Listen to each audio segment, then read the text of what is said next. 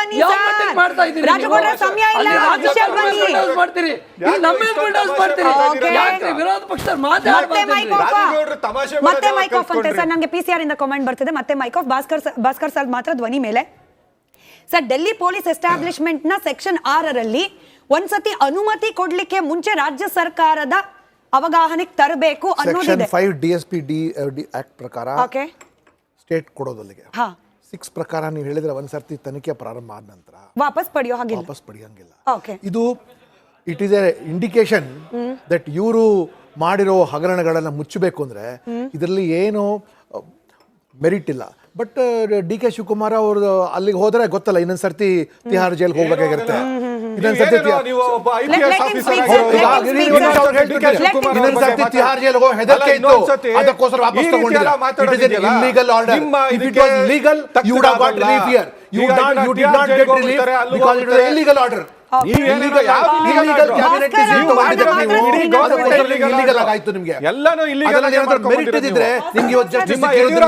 POCSO ಪ್ರಕರಣ ಯಾರ ಮೇಲೂ ಇಲ್ಲ ಚೆಕ್ಕಲ್ಲಿ ಲಂಚ ತಗೊಂಡು ಆರ್ಟಿಜಿಎಸ್ ಲಂಚ ತಗೊಂಡು ಆರ್ಟಿಡಿಎಸ್ ಅಲ್ಲಿ ಲಂಚ ತಗೊಂಡು ಯಾರು ಬಂದಿಲ್ಲ ಸಬ್ಜೆಕ್ಟ್ ಬಗ್ಗೆ ಮಾತಾಡಿ ನೀವು DK ಶಿವಕುಮಾರ್ ಅವರು ತಿಹಾರ್ ಜೈಲ್ಗೆ ಹೋಗ್ತಾರೆ ಅಲ್ಲಿಗೆ ಹೋಗ್ತಾರೆ ಈ ರೀತಿ ಮಾತಾಡೋದಿದೆಯಲ್ಲ ನಿಮ್ಮ ಇದಕ್ಕೆ ಸೂಟಬಲ್ ಅಲ್ಲ ನೀವು ಪೊಲಿಟಿಷಿಯನ್ ಆದ್ಮೇಲೆ ಈ ರೀತಿ ಮಾತಾಡೋದಿದೆಯಲ್ಲ Bhaskar Rao sir's audio on air ಹೇಳಿ ಸರ್ ವಿತ್ಡ್ರಾ ಮಾಡ್ಕೊಂಡ್ರಲ್ಲ ಕ್ಯಾಬಿನೆಟ್ ಡಿಸಿಷನ್ ಅಲ್ಲಿ ದಟ್ ಇವರು ನಾವು ಕೊಟ್ಟಿರೋ ಆದೇಶ ಹಿಂಪಡ್ಕೊಳ್ತಾ ಇದ್ವಿ it is an illegal decision ಇದು ಆವಾಗ ಕೂಡ ಅದ್ರ ಬಗ್ಗೆ ಸುಮಾರು ಚರ್ಚೆ ಆಯ್ತು ಅಂಡ್ ಆಲ್ರೆಡಿ ಸುಪ್ರೀಂ ಕೋರ್ಟ್ದು ಒಂದು ಸಿಕ್ಕಿಂದು ಕೇಸಲ್ಲಿ ಆಗಲೇ ಇದೆ ಒಂದ್ಸರ್ತಿ ಕೊಟ್ಟ ನಂತರ ವಾಪಸ್ ತಗೊಂಡ್ರೆ ವಾಪಸ್ ಯಾತಕ್ಕಾಗಿ ತಗೊಂಡ್ರಿ ನೀವು do you have recorded reasons why have taken it back so ಏನೇ ಕ್ರಮ ತೆಗೆದುಕೊಂಡ್ರು you have to record it in reasons ನೀವು ಯಾಕೆ ಕೊಟ್ರಿ ಅಂತ ಯಾಕಂದ್ರೆ ಕೊಡುವಾಗ you have recorded it in reasons ವಾಪಸ್ ಕೊಟ್ಟರೆ ಏಕಾಏಕಿಯಾಗಿ ನೀವು ವಾಪಸ್ ತಗೊಂಡ್ರು ಮತ್ತೆ ಲೋಕಾಯುಕ್ತ ತಗೊಡ್ತೀನಿ ಲೋಕಾಯುಕ್ತ ತಗೊಟ್ಬಿಟ್ಟು ಮುಚ್ಚಿಬಿಟ್ಟು ಮಾಡಿರೋ ಪಾಪಗಳೆಲ್ಲ ಮುಚ್ಚಾಕ್ಬಿಡ್ತೀವಿ ಅಂತ ಯಾಕಂದ್ರೆ ಇವ್ರ ಸರ್ಕಾರನೇ ಲೋಕಾಯುಕ್ತ ಮುಚ್ಚಾಕ್ಬಿಟ್ರು ACB ತಗೊಂಡ್ಬಂದ್ರು ಎಲ್ಲ ಪಾಪಗಳ ಹಗರಣ ಮಾಡದಂತ ಈಗೇನು ಭಗವದ್ಗೀತೆ ಹೇಳ್ತಾರೆ ನೋ ಮಾರಲ್ ರೈಟ್ ಅವ್ರ ಹತ್ರ ಫಸ್ಟ್ ಅವ್ರ ನಾಯಕರುಗಳೆಲ್ಲ ಕರಪ್ಷನ್ ಕೇಸ್ ಬಿಟ್ಟು ಡೆವಲಪ್ಮೆಂಟ್ ಬರ್ಲಕ್ಕೆ ಹೇಳಿ ಅವ್ರಿಗೆ ಮಲ್ಲಿಕಾರ್ಜುನ್ ಖರ್ಗೆ ಅವರು ಇಲ್ಲಿ ಸಿಎಂ ಸುನಿಲ್ ಕುಮಾರ್ ಸರ್ ಇದ್ದಾರಾ ಕನೆಕ್ಟೆಡ್ ಇದ್ದಾರಾ ಎಸ್ ಸರ್ ಇವಾಗ DK ಶಿವಕುಮಾರ್ ಅವರ ಈ ಪ್ರಕರಣ ಸುಪ್ರೀಂ ಕೋರ್ಟ್ಗೆ ಹೋದ್ರೆ ಈ ಸುಪ್ರೀಂ ಕೋರ್ಟ್ ನ ಹಿಂದಿನ ವರ್ಡಿಕ್ಟ್ ಗಳ ಆಧಾರದ ಮೇಲೆ ನಾವು ಗೆಸ್ ಮಾಡೋಂಗಿಲ್ಲ ಕೋರ್ಟ್ ನ ಪ್ರೊಸೀಡಿಂಗ್ ಬಟ್ ಸ್ಟಿಲ್ ಜನರಿಗೆ ಒಂದು ಕ್ಯೂರಿಯಾಸಿಟಿ ಇರುತ್ತೆ ಏನಾಗಬಹುದಪ್ಪ ಇನ್ನು ಇದನ್ನ ಆನ್ ಕ್ಯಾಮ್ರಾ ಹೇಳ್ಬಹುದೋ ಇಲ್ಲೋ ಗೊತ್ತಿಲ್ಲ sir with all respect to the courts ಇಲ್ಲಿ ರಾಜ್ಯದಲ್ಲಿ ಹ್ಯಾಂಡಲ್ ಆಗ್ತಿರ್ಬೇಕಾದ್ರೆ ಹೆಂಗೋ ಮ್ಯಾನೇಜ್ ಆಗ್ತಿತ್ತು ಇವಾಗ ಹೋಗ್ತಿರೋದು ಸುಪ್ರೀಂಗೆ ಕಷ್ಟ ಇದೆ ಜನ ಮಾತನಾಡ್ತಿರೋದು ನಮ್ಮ ಡಿಜಿಟಲ್ ಕಾಮೆಂಟ್ಸ್ ನಲ್ಲಿ ಬಂದಿದ್ದು ನಾನು ಪ್ರಶ್ನೆ ಕೇಳ್ತಿದ್ದೀನಿ ನಾನು ಅದಕ್ಕೆ ಹೇಳಿದೆ ಸರ್ ಲೀಗಲಿ ನಾನು ಇದನ್ನ ಪ್ರಶ್ನೆ ಮಾಡ್ಬೋದಾ ಗೊತ್ತಿಲ್ಲ ಜನರ ಸಂದೇಹನ ನಾನು ಸುನಿಲ್ ಕುಮಾರ್ ಸರ್ ಹತ್ರ ಕೇಳ್ತಿದ್ದೀನಿ ಎಸ್ ಮೇಡಮ್ ಈಗ ಒಂದು ಸುಪ್ರೀಂ ಕೋರ್ಟ್ ಹೋಗೋದ್ರಿಂದ ನಾವು ಸಾಮಾನ್ಯವಾಗಿ ಅದ್ರ ಬಗ್ಗೆ ಒಪಿನಿಯನ್ ಹೇಳಲಿಕ್ಕೆ ಆಗೋದಿಲ್ಲ ಇವ್ರ ಪರವಾಗಿ ಆಗತ್ತಾ ಅವ್ರ ಪರವಾಗಿ ಆಗತ್ತಾ ಅಂತ ಹೇಳಲಿಕ್ಕೆ ಆಗೋದಿಲ್ಲ ಬಟ್ ನೀವ್ ಆಗ್ಲೇ ಕೋಟ್ ಮಾಡ್ದಂಗೆ ಹಳೆ ಸಿಕ್ಕಿಂ ಪ್ರಕರಣ ಇದೆ ಸಿಕ್ಕಿಂ ಪ್ರಕರಣದಲ್ಲಿ ಒಂದು ಸಲ ಸ್ಯಾಂಕ್ಷನ್ ಕೊಟ್ಟ ಮೇಲೆ ನೀವು ವಿಡ್ರಾ ಮಾಡಬಾರ್ದು ಅಂತಿದೆ ಬಟ್ ಆ ಸಿಕ್ಕಿಂ ಪ್ರಕರಣಕ್ಕೂ DK ಶಿವಕುಮಾರ್ ಅವ್ರ ಪ್ರಕರಣಕ್ಕೂ ಫ್ಯಾಕ್ಟ್ಸ್ ಅಂಡ್ ಸರ್ಕಮ್ಸ್ಟೆನ್ಸಸ್ ಏನಿದೆ ಅದನ್ನು ಕೂಡ ಸುಪ್ರೀಂ ಕೋರ್ಟ್ ಈಗ ಎಕ್ಸಾಮಿನ್ ಮಾಡುತ್ತೆ ಯಾಕೆಂದ್ರೆ ಇಲ್ಲಿ ಪ್ರಬಲವಾದಂತ ವಾದ ಏನಿತ್ತು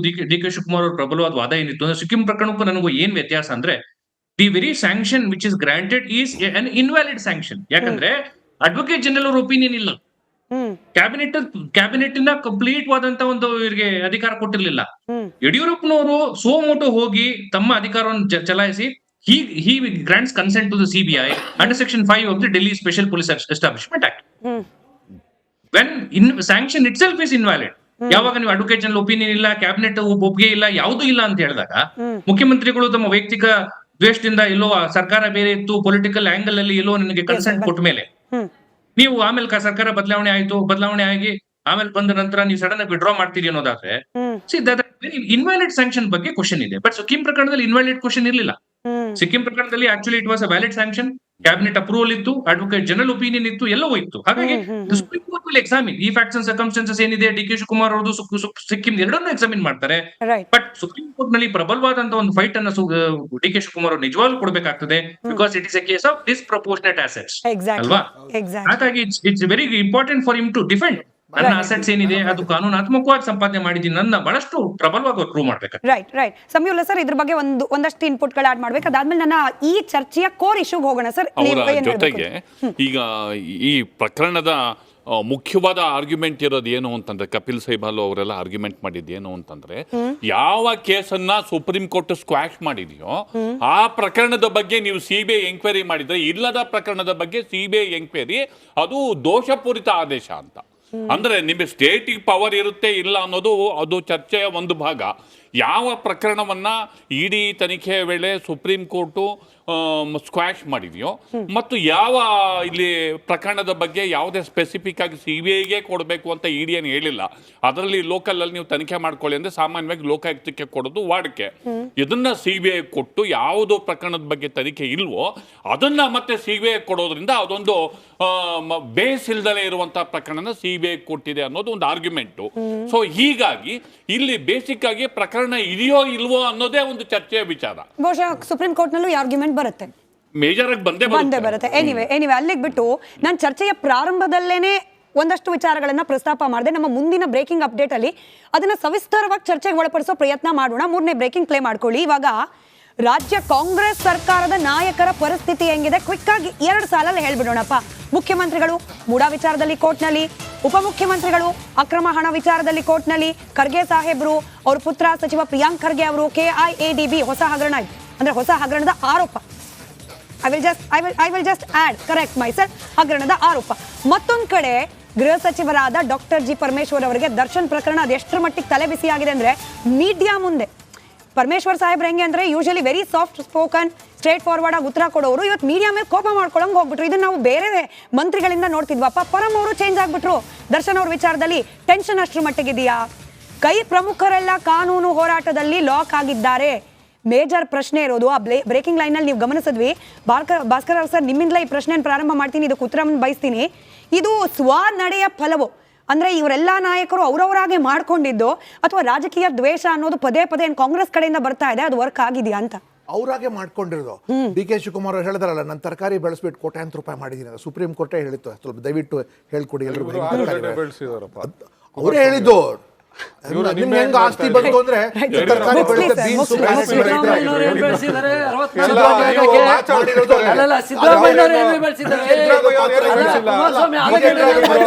ಕುಮಾರಸ್ವಾಮಿ ಪಾತ್ರ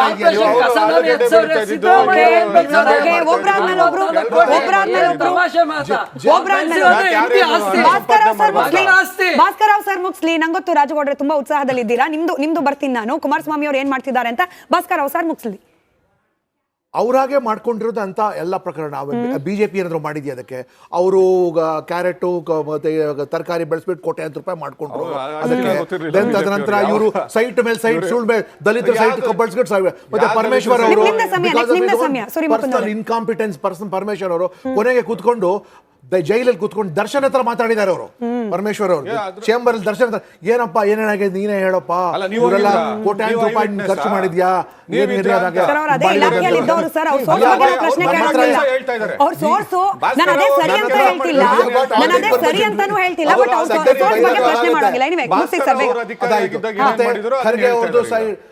ಎಲ್ಲ ನೀವಾಗೆ ಮಾಡ್ಕೊಂಡಿರೋದು. ಬೇರೆ ಪಕ್ಷದವ್ರು ಯಾರು ಮಾಡಿಲ್ಲ.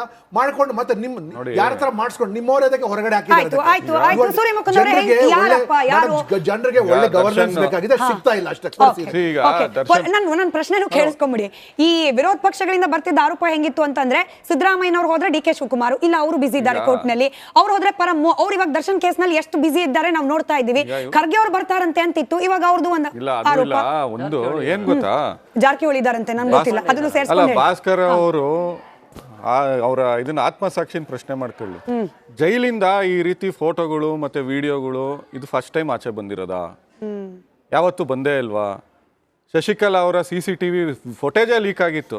ಅವಾಗ ಯಾರ ಸರ್ಕಾರ ಇತ್ತು? ಇದೇ ಕಾಂಗ್ರೆಸ್ ಸರ್ಕಾರ ಇತ್ತು. ಅದಾದ ನಂತರ ಜೈಲೊಳಗಡೆ ಆ ಸಮಯದಲ್ಲಿ ಕೇಳಿ ನೀವು ಅಧಿಕಾರಿಗಳು ಟ್ರಾನ್ಸ್ಫರ್ ಮಾಡಬೇಕು. ನಿಮ್ಮ ಅಧಿಕಾರಿನೇ ಆರೋಪ ಮಾಡಿದ್ದು.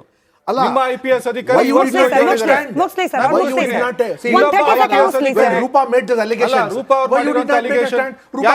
ಸತ್ಯನಾರಾಯಣ ರಾವ್ ಏನಾದ್ರು ಅಲ್ಲ, ಈ ಸತ್ಯನಾರಾಯಣ ಕಾಂಗ್ರೆಸ್ ರಾವ್ ಸರ್ಕಾರದಲ್ಲಿ ವಿರುದ್ಧ ಪ್ರಕರಣ ಇವತ್ತು ಯಾರ pending ಮೇಲೆ ಇದೆ. allegation ಇದ್ರೆ ಅವ್ರೇನೋ ಅಲ್ಲ, ಕೆಲಸ ಮಾಡಿದ್ದಾರೆ ಅಂತ. ಮುಗ್ಸ್ಲಿ ಸರ್, ಅವ್ರು ಮುಗ್ಸ್ಲಿ. ಈಗ ಸತ್ಯನಾರಾಯಣ ರಾವ್ ಅವ್ರ ಮೇಲೆ ADGP ಪ್ರಿಸನ್ಸ್ ಆಗಿದ್ರು, ರೂಪ ಅವ್ರು ಅಲಿಗೇಷನ್ ಮಾಡಿದ್ರು. ಇವತ್ತು ಲೋಕಾಯುಕ್ತ ಕೇಸು ಪೆಂಡಿಂಗ್ ಇದೆ, ನಡೀತಾ ಇದೆ, ಇನ್ವೆಸ್ಟಿಗೇಷನ್ ಆಗಿದೆ. ಇಲ್ಲ, ಸೂರ್ಯ ಮುಖಂಡ್ ಅವರೇ, we missed you in yesterday's debate. ನೆನ್ನೆ ಡಿಬೇಟ್ ನಲ್ಲಿ ನಿಮ್ಮನ್ನ ಮಿಸ್ ಮಾಡ್ಕೊಂಡ್ವಿ. ನಾವು ಚರ್ಚೆ ಏನ್ ಮಾಡಿದ್ ಗೊತ್ತಾ, it's not only about Darshan ಅಪ್ಪ. ಈಗ ದರ್ಶನ್ ಅವರ ಪ್ರಕರಣದಿಂದ ನಮ್ ವ್ಯವಸ್ಥೆ ಈಗಲೂ ಕಾಂಗ್ರೆಸ್ ಗವರ್ಮೆಂಟ್ ಬಂದ ಮೇಲೂ ಕೂಡ ಎಷ್ಟು ಕರಾಳ ಮುಖಗಳನ್ನು ಇನ್ಕ್ಲೂಡ್ ಮಾಡ್ಕೊಂಡಿದೆ ಅನ್ನೋ ಚರ್ಚೆ.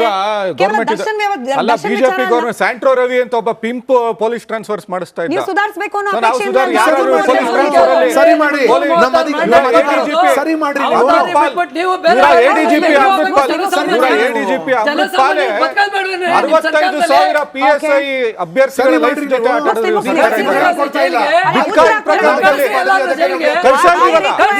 ಬಿಟ್ಕಾಯಿನ್ ಪ್ರಕರಣದಲ್ಲಿ 4 ಇನ್ಸ್ಪೆಕ್ಟರ್ ಬಿಜೆಪಿ ಹಾಗೆ ಜೆಡಿಎಸ್ ನ ವಕ್ತಾರರು ಬಿಜೆಪಿ ಹಾಗೆ ಜೆಡಿಎಸ್ ನ ವಕ್ತಾರರು ಒಂದು 30 ಸೆಕೆಂಡ್ ತಾಳ್ಮೆಯನ್ನ ಈಗ ಬಿಟ್ಕಾಯಿನ್ ಫಾಲೋ ಪ್ರಕರಣ ಮಾಡ್ಬೇಕಾಗಿ ವಿನಂತಿ. ನೀವು ಮುಗಿಸಿ ಸರ್. ಬಿಟ್ಕಾಯಿನ್ ಪ್ರಕರಣದಲ್ಲಿ 4 ಜನ ಇನ್ಸ್ಪೆಕ್ಟರ್ಗಳು, ಅದರಲ್ಲಿ ಇಬ್ರು ಜೈಲಲ್ಲಿ ಇದ್ದಾರೆ, ಇಬ್ರು ಆಂಟಿಸಿಪೇಟರಿ ಬೇಲ್ಗೆ ಇವತ್ತು ಕೋರ್ಟ್ ಮೆಟ್ಲತ್ತಾ ಇದ್ದಾರೆ. ಒಬ್ರು ಜಾಯಿಂಟ್ ಕಮಿಷನರ್ ಆಗಿದ್ದಂತ IPS ಅಧಿಕಾರಿ ಇನ್ನು ಪ್ರಾಸಿಕ್ಯೂಷನ್ ಫೇಸ್ ಮಾಡ್ತಾ ಇದ್ದಾರೆ, ಎನ್ಕ್ವೈರಿನಲ್ಲಿದ್ದಾರೆ.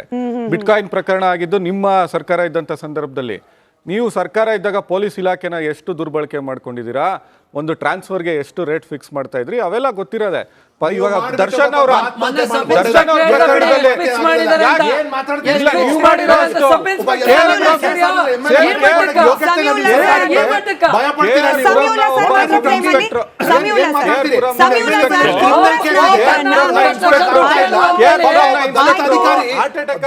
ದಲಿತ ಅಧಿಕಾರಿ ಸತ್ತೋಗಿದ್ದಾರೆ.